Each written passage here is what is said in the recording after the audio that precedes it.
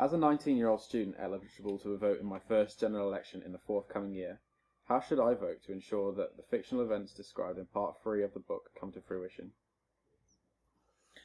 Well, again, the short answer to that question is you should vote in accordance with your conscience, in accordance with your views about the future. That's the first point. But I think that the what you're really asking, what's really behind that question, is which political party, based on the parties that we have today, and based on their policies as we know them, what would you vote for? As far as I can see it, I wouldn't vote for any of them, to be honest with you. But in my book, I make the point about political parties and the party political system. And I think what we need to understand is that the party political system was a creation of the banks, because the banks operate the system which I've mentioned before is not beneficial to the 99% of us, and it creates problems in the economy. It creates unemployment, it creates inflation, it creates deflation, it creates all sorts of horrendous problems for people. And obviously the banks, because the banks actually control the economy, they want to be able to blame all their problems on somebody else, because they don't want the problems coming directly back to them. So what they did, very clever this, is they encouraged the party political system so they can then blame it on the politicians. So the people actually think that actually it's the politicians that are running the economy, which of course is not the case. It's the banks that run the economy. But the politicians get the blame. It's a nice system. So my advice in the book is don't vote for parties, because if you're voting for political parties, you are perpetuating the system that we have now, which does not work in the interests of ordinary people. What you should do is you should vote for the person, you should vote for the candidate. Does that candidate believe in the things that you believe in?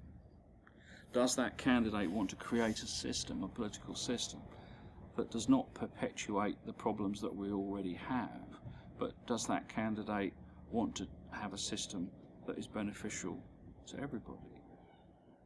And if that candidate fulfills those criteria, then you should vote for them. So that would be my advice. I mean, there's an old saying that you would get the politicians that we deserve.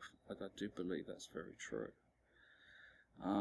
If people started to take an interest in politics, if people said, right, my vote counts, and I'm going to use it, we could change the system tomorrow. Because the truth of the matter is that, at general elections, nearly half the people don't vote. So if the number of people that don't vote voted, we could change the government tomorrow. So my advice, generally speaking, would be don't vote for the party, vote for the person. So say, of all your local candidates, if none of those are good, should you just not vote? Well, I don't think you should. I remember at the last general election, what I did was I went to the ballot box and I put a line through all the candidates and I wrote none of the above. Now, I didn't actually vote for anybody, but at least I actually made an effort and went there and did something.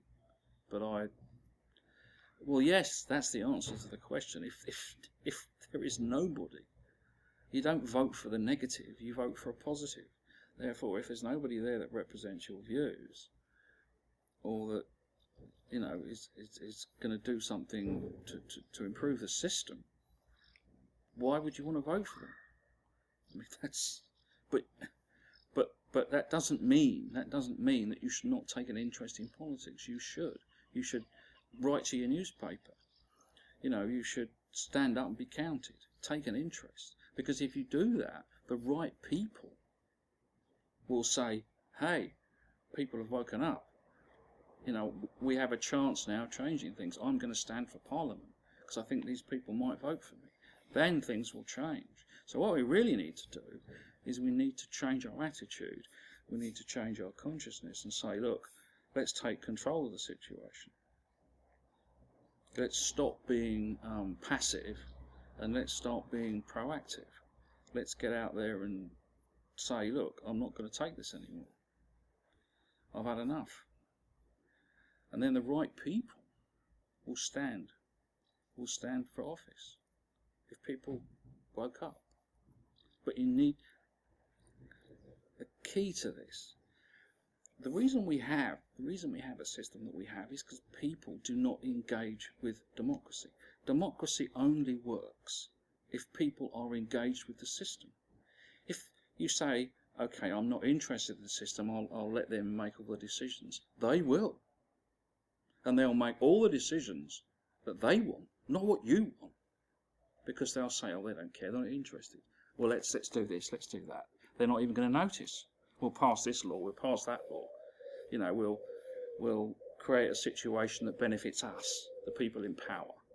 They're not interested. But we are. We want the power, and we'll make the laws that benefit us. And that's the system we've got now. That's why we've got political parties that are all the same. I mean, the Liberals in the UK, we've got the Liberal Democrats, we've got the Labour Party, and we've got the Conservative Party. We've also got the New Party, which is Nigel Farage's party. But really, are they saying anything different? They're all saying the same thing. The only difference is that you've got one party saying we want to leave Europe, which is not really an all-encompassing policy that covers everything. It's a policy, I suppose, but it's a bit of a negative way of campaigning. Let's vote for me because we're going to leave something.